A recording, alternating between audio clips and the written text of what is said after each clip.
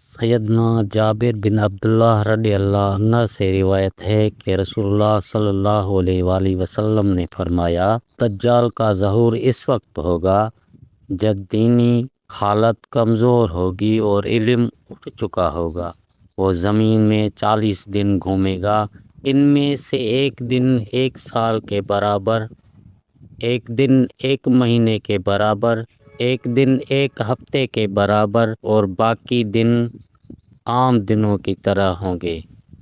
وہ ایک ایسے گدھے پر سوار ہوگا کہ جس کے 2 کانوں کے درمیان 40 ہاتھ کا فاصلہ ہوگا۔ وہ لوگوں سے کہے گا، میں تمہارا رب ہوں۔ وہ کانا ہوگا جبکہ تمہارا رب کانا نہیں۔ اس کی آنکھوں کے درمیان کافر یعنی کاف رے لکھا ہوگا۔ اس لفظ کو ہر پڑھا لکھا اور ان پڑھ مومن پڑھ لے گا۔ وہ ہر پانی اور ہر گھاٹ یعنی ہر جگہ پہنچے گا، ماسوائے مکہ مکرمہ اور مدینہ منورہ کے۔ اللہ تعالیٰ نے ان دونوں حرموں کو اس کے لیے حرام کر دیا ہے۔ ان دونوں کے دروازوں پر فرشتے حفاظت کے لیے مامور ہیں۔ دجال کے پاس اوروئی کے پہاڑ ہوں گے۔ اس کے پیروی کرنے والے لوگوں کے علاوہ باقی تمام مسلمان سخت فکر و فاقہ کی حالت میں ہوں گے۔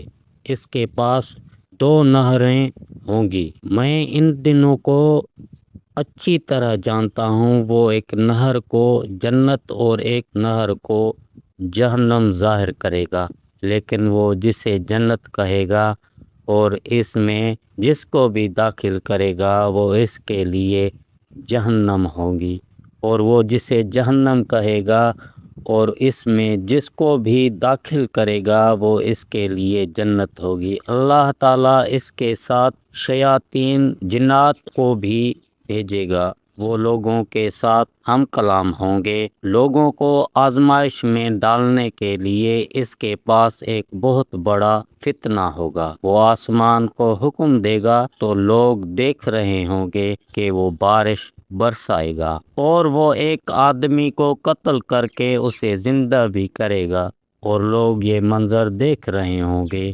البتہ اللہ تعالیٰ اسے اس کے علاوہ کسی دوسرے آدمی کو قتل کر کے زندہ کرنے کی طاقت نہیں دے گا۔ وہ لوگوں کو گمراہ کرتے ہوئے کہے گا، لوگوں کیا اللہ کے سوا کوئی اور بھی ایسے کام کر سکتا ہے؟ مسلمان ان حالات میں شام میں واقع پہاڑ دخان کے طرف دوڑ جائیں گے، لیکن وہ بھی ادھر جا کر ان کا محاصرہ کرے گا اور سخت محاصرے کرے گا۔ وہ لوگ شدید فکر و فاقے سے دوچار ہو جائیں گے۔ پھر عیسیٰ بن مریم علیہ السلام آسمان سے اتریں گے اور صبح کے وقت یہ آواز دیں گے، لوگوں کیا بات ہے، تم بدترین عذاب کے مقابلے کے لیے کیوں نہیں نکلتے؟ پہلے تو لوگ سمجھیں گے کہ یہ کس جن کی آواز ہے، لیکن جب جا کر دیکھیں گے تو وہ عیسیٰ بن مریم علیہ السلام ہوں گے۔ اتنے میں نماز کی جماعت کھڑی ہو جائے گی اور ان سے کہا جائے گا، اے روح اللہ،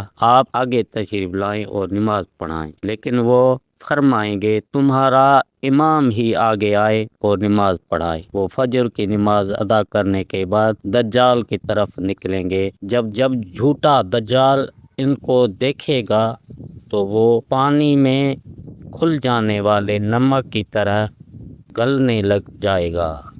پھر عیسیٰ علیہ السلام اس کے طرف جا کر اسے قتل کر ڈالیں گے، اور حالات مسلمانوں کے حق میں اس حد تک بہتر ہو جائیں گے کہ درخت اور پتھر پکار پکار کر کہیں گے، اے روح اللہ، یہ یہودی یہاں ہے۔ عیسیٰ علیہ السلام دجال کے ایک ایک پیروکار کو پکڑ پکڑ کر قتل کر دیں گے۔